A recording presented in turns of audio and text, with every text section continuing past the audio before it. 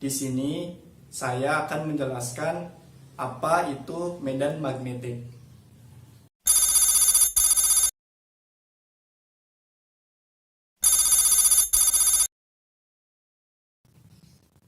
Medan magnet merupakan daerah di sekitar magnet yang mendapat pengaruh dari magnet tersebut.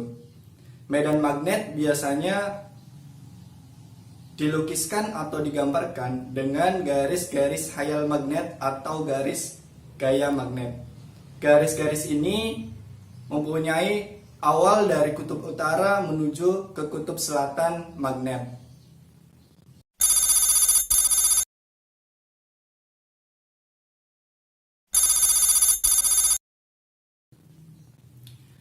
Ada 3 aturan mengenai garis-garis medan magnet. Yang pertama, garis-garis medan magnet tidak pernah saling berpotongan atau bersilangan. Yang kedua, garis-garis medan magnet selalu keluar dari kutub utara menuju ke kutub selatan. Yang ketiga, jika garis-garis medan magnet pada tempat yang rapat, maka medan magnetiknya akan kuat. Sebaliknya, jika garis-garis medan magnetiknya pada tempat yang renggang atau tidak rapat, maka medan magnetiknya akan lemah.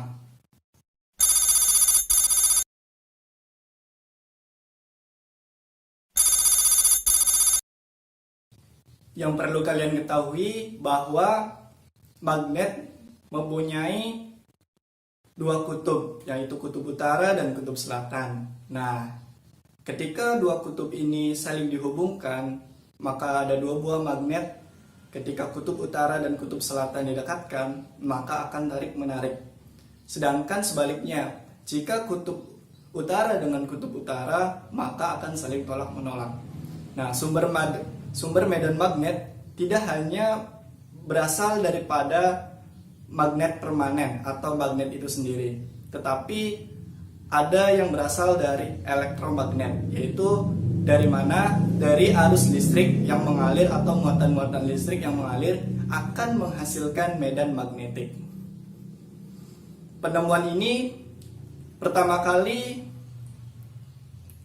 diketemukan oleh Hans Christian Ørsted, di mana melalui percobaannya bahwa ketika jarum kompas didekatkan di sekitar arus listrik, maka akan terjadi penyimpangan pada jarum kompas tersebut.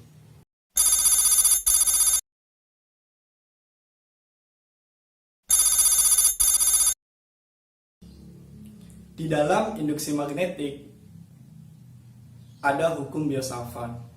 Nah, hukum Biot-Savart menjelaskan bahwa besarnya induksi magnetik itu sebanding dengan kuat arusnya, sebanding dengan panjang penghantarnya, berbanding terbalik dengan kuadrat jaraknya, dan sebanding dengan sudut apit atau sintetanya.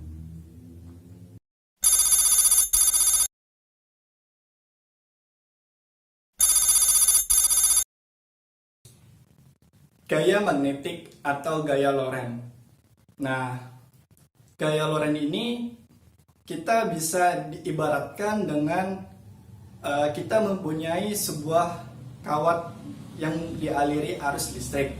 Nah, ketika kawat ini dialiri arus listrik kemudian didekatkan dengan medan magnet, maka kita bisa menentukan berapa besar daripada gaya Lorentz-nya atau gaya magnetnya dengan cara kita menggunakan kaidah tangan kanan. Nah, dengan kaidah tangan kanan ini, kita bisa menentukan kemana arah gaya Lorentz-nya, kemana arus listriknya, dan kemana induksi magnetnya.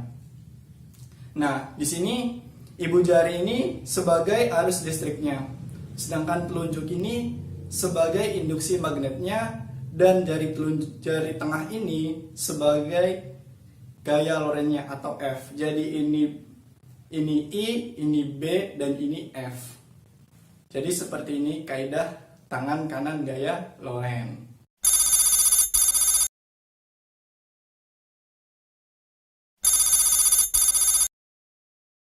Sifat kemagnetan bahan. Nah, magnet ternyata mempunyai sifat kemagnetannya.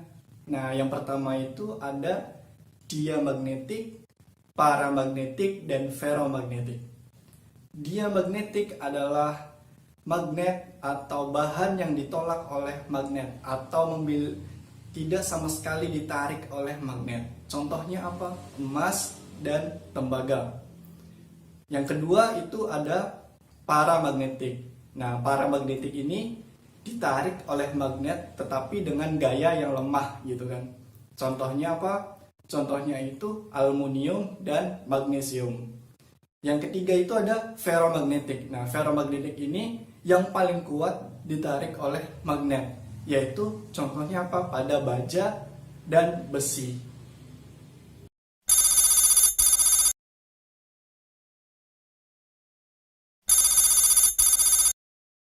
Penerapan gaya Lorentz atau gaya magnet. Nah, penerapan gaya Lorentz atau gaya magnet ini dalam kehidupan sehari-hari kita bisa temui dalam motor listrik. Nah, di mana di dalam motor listrik ini bisa menghasilkan putaran yang sangat cepat dikarenakan apa? Dikarenakan oleh si gaya Lorentz tersebut. Nah, di mana di dalam motor listrik ini terdapat kumparan atau lilitan yang biasa kita aliri dengan arus listrik. Nah, di mana di situ akan menghasilkan gaya magnet. Nah, gaya magnet ini akan memberikan putaran atau tenaga terhadap motor listrik ini sehingga mempermudah kita dalam melakukan pekerjaannya.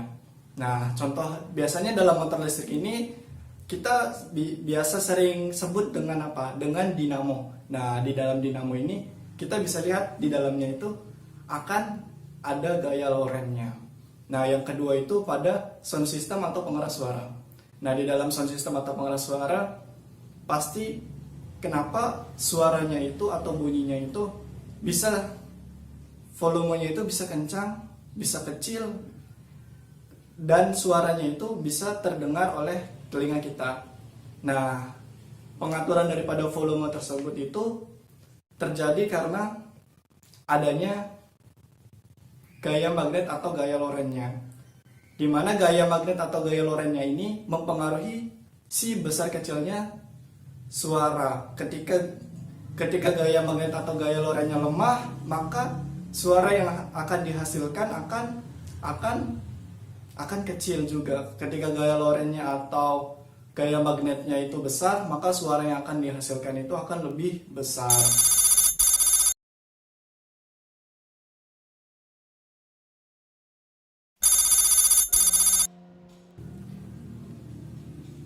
Yang perlu kalian ketahui bahwa magnet ini ada yang terbuat daripada besi. Nah, besi ini sudah ada dalam Al-Quran surat Al-Hadid ayat 25 yang berbunyi A'udzu billahi minasyaitonir rajim. Bismillahirrahmanirrahim. Wa anzalnal hadida fihi ba'sun syadidun wa manafi'u linnas wa liya'lamallahu man yansuruhu wa rasulahu bil ghaib. Innallaha qawiyyun aziz. Yang artinya bahwa Allah ini telah menciptakan besi dengan segala manfaatnya yang dimana untuk dimanfaatkan kita oleh manusia yang berada di bumi. Nah, supaya Allah ini mengetahui siapa yang menolong agamanya dan rasul-rasulnya, padahal Allah tidak dilihatnya. Nah, sesungguhnya Allah ini maha kuat lagi maha perkasa. Wallahu a'lam bishawab. Nah, bahwa kita ini selaku umat manusia atau selaku mahasiswa, kita harus bisa memanfaatkan atau mengimani bahwa magnet ini adalah ciptaan yang Allah berikan kepada kita untuk dimanfaatkan, untuk kebaikan dan untuk menolong agama Allah, agama Islam. Nah, supaya apa? Supaya sebagai jalan kita untuk memperoleh ridho dari Allah Subhanahu wa ta'ala. Sekian video dari saya, kurang dan lebihnya mohon maaf. Wallahul muwaffiq ila aqwamit thoriq. Wassalamualaikum warahmatullahi wabarakatuh.